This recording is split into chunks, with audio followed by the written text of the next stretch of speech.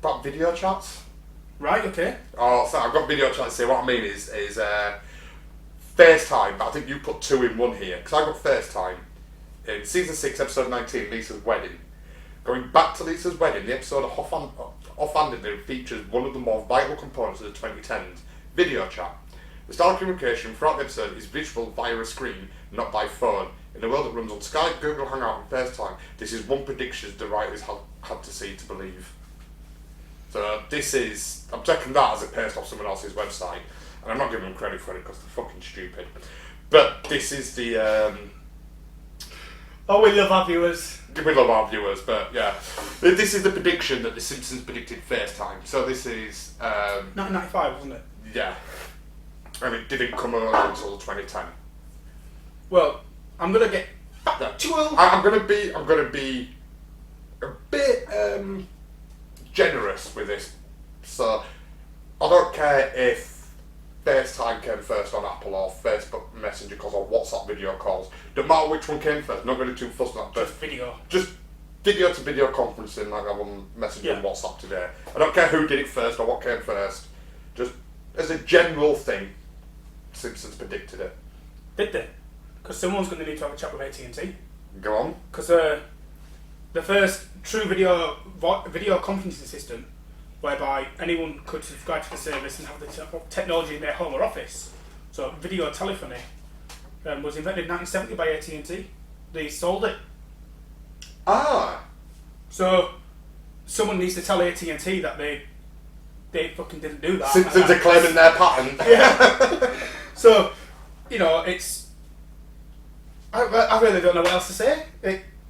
They created it themselves in 1970. Oh, but wasn't this like the in the UK we have the Alan Sugar fax machine phone that the Amstrad office phone that was all like a fax machine and a calculator and a phone all in an address book all in one, but it didn't sell because for it to work, for me to be able to use my Amstrad machine and send a fax to your office, you had to have an Amstrad machine as well. Yeah. But so it failed, so... It doesn't matter, they still create the technology, it's not like it was a... Alright, let's be even more generous. So AT&T created this that no one knew about in But the they 70s. didn't know about it, people used it, but... But let's be more generous and say 2010 when everybody's FaceTiming each other. Okay. Because this wasn't, that was for business, by the sounds of that. But it would have still been known, it's not like it was... Yeah, this wasn't a business call, this was a mother talking to a daughter on a video. We'll do that then, yeah. So let's just say it's social and everyone's got access to it. So we'll just pretend, we'll separate business and pleasure. Okay. Yeah, so business is like, you might have it in the office, you've got it, but if you're a successful business, you might have it as a side as well.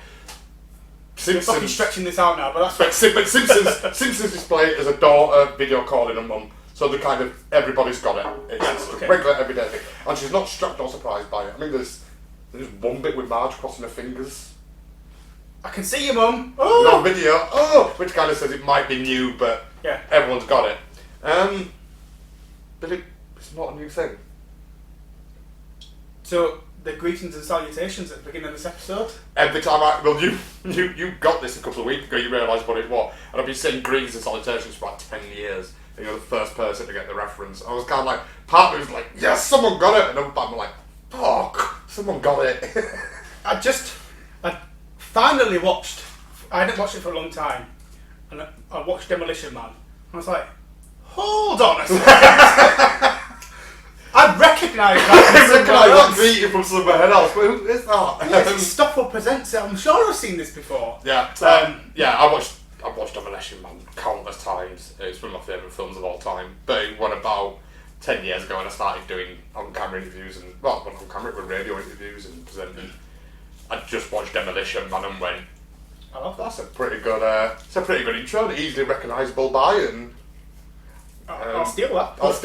And I did. But on Demolition Man, the very famous scene where he walks into his new apartment. He's getting his knitting out of the box, isn't he? Then eventually this video thing comes on, this naked woman goes, it's just a picture, isn't it? It's just a picture that turns to a naked woman and just like, hi, wrong number. He's like, don't apologise. But that was 1993. That's video calling. That's 2 years before. I'm sure we've got loads. My first one to go on this, I didn't even have Demolition Man down. On my notes here, I've got Back to the Future Part 2. Which part? So when Future Marty's getting fired, like Marty's hidden in the Oh, cupboard, yeah. and Future Marty's hanging upside down because he's got a back injury. His boss is on the screen, like, he's... You're fired! You're fired, and all, that fax machine. That were in the 80s. Yeah. So that predates Demolition Man. And going back even further than that, I realised after I put my notes together, Star Trek. Original Star Trek. I'm pretty sure they had it in the series, which had been in the 60s, but they definitely had it in Star Trek 2, Wrath of Khan. I have to believe you on that one. Where it's kind of, there's Klingons approaching on screen, or Commander so-and-so's got Commander says hailing us on screen, and you see Kirk sat in the captain's chair on the bridge with a cigar and a whiskey. He's talking to the big fucking viewing screen, and you can see the captain on the ship, and they're talking to each other. It's like that's exactly the same. I'm pretty sure that's been around. I'm pretty sure that was in the series in the 60s. It was definitely in Wrath of Khan.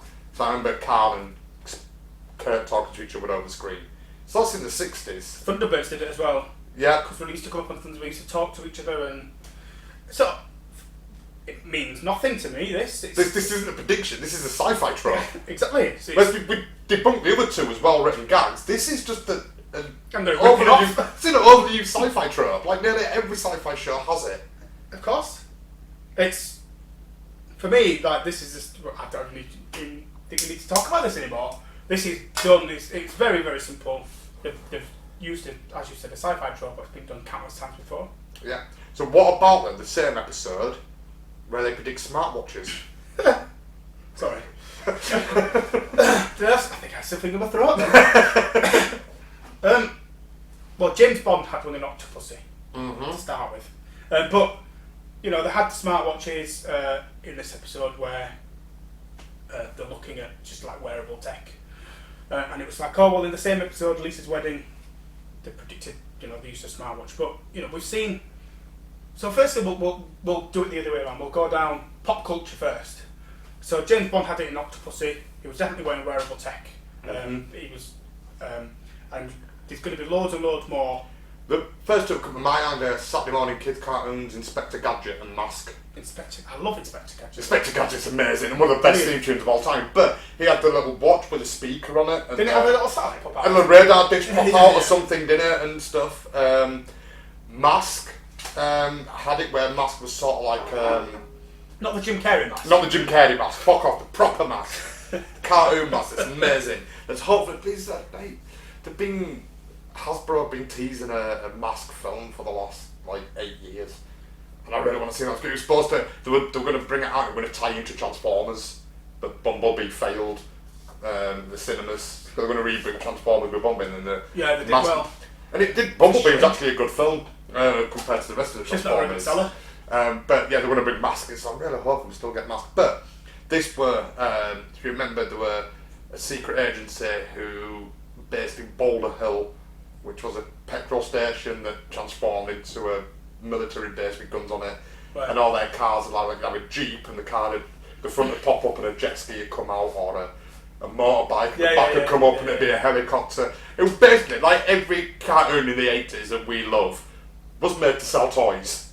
It was like, that's a car that's a bike that turns to a helicopter! And then straight after the episode ended, in shops now, with this new bike that turns to a helicopter! Wow, I must have it! But they had one. You get me one. But they had watches where they were all like normal jobs, like lifeguards or construction workers or something, and they'd be doing something on site, and the phone would beep, and they'd look down, and instead of the time, it'd be flashing a picture of their mask. Oh yeah. And they'd hit it and run off. That's a smart watch. And that's exactly how you probably see me already in this video. I got a message through. Keep stopping. Yeah. You have to keep stopping your car from turning into a fighter jet or something. Fucking stay outside. It's not room to take off on this street. Stop it. But no, it's an amazing cartoon. But that's essentially a smartwatch. Again, this is another thing. We could probably talk and bring up loads and loads of options about when this has happened before. There's no point. John 90 did it as well. Yeah, we could go around in circles on this. I'm sure, but ultimately there was many, many, many more before 1995 of smartwatches. Mm-hmm.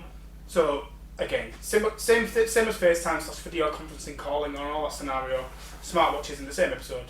Neither of them were predictions. Yeah. No, it's a sci-fi trope that's been used a lot. It's how do you predict the future? Something that we have today that's got a futuristic edge on it. Oh, it's a watch, but you can talk into it as if it's a phone. You can see your messages on screen. It's what we've got now, so you know what it does because we have them now. But this is what it does in the future. In the future, it'll be 5 things in one. That's what sci-fi tropes are. It's how they're successful. It's how sci-fi is successful. So, yeah. I mean, I think the first time I've ever seen video conferencing, I think, and I'm going to be someone's going to call me wrong in the comments here. So please prove it and show me I'm wrong. But I'm going to say Star Trek in 1960s, the original series. Someone's going to come with some like obscure episode of the Twilight Zone in 52 or something. How much Thunderbirds? Was that 70s? That was late 60s, early 70s. I think Star Trek was 67. Right, okay. So Thunderbirds might have put Star Trek to it. Do you think they might be close? Doctor Who. Who? Yeah, exactly. Right. I reckon Doctor Who's had video conferencing in the TARDIS. Well, it does fly around in a fucking telephone box. So Yeah, I'm pretty sure William Hartnell might have had it. That's just come to my head right then. Yeah, I'm going to change it. I think it was William Hartnell's Doctor Who was the first time I saw teleconferencing. Tell us in the comments. But yeah, interesting to see what actually was. But yeah, that's debunked. Yeah, so we've...